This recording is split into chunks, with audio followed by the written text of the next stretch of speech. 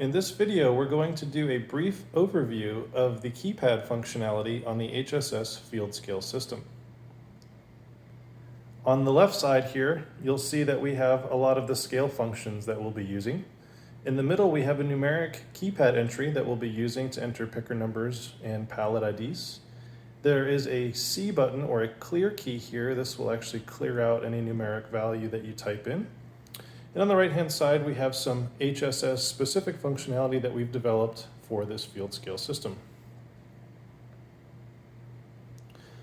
Notice the horizontal bars on these buttons and the diagonal bar on this button here. The diagonal bar means that when you press the button, it toggles. So just pressing that button and it flip-flops back and forth. The horizontal bars mean that there is a double function on that button. If you press it once, it will enter the top function of the button.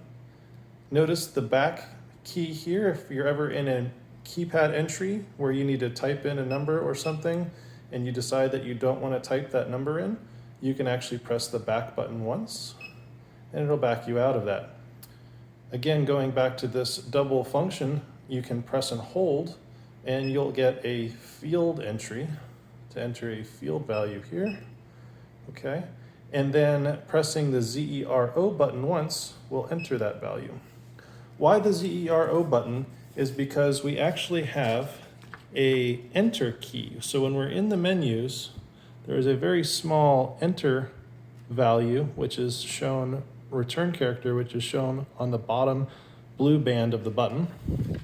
If we go up a little bit more, we have a left and right arrow key. And if you go up again, you have an up and down arrow.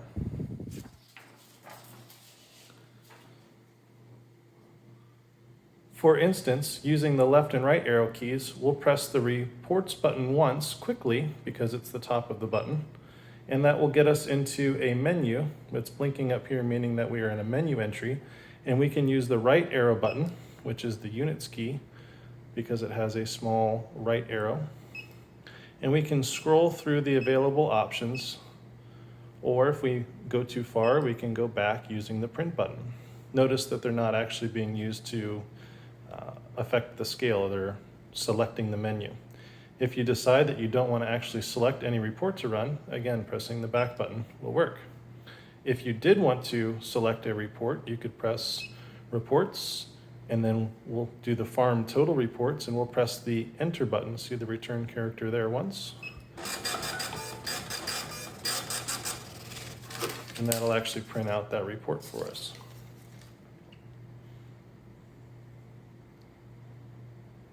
Notice that the add weight function can be accessed by pressing it once quickly, and the subtract weight function, when pressed, doesn't do anything because it has to be pressed and hold to enter that, because it's more of a secondary function that we don't want to trigger by accident.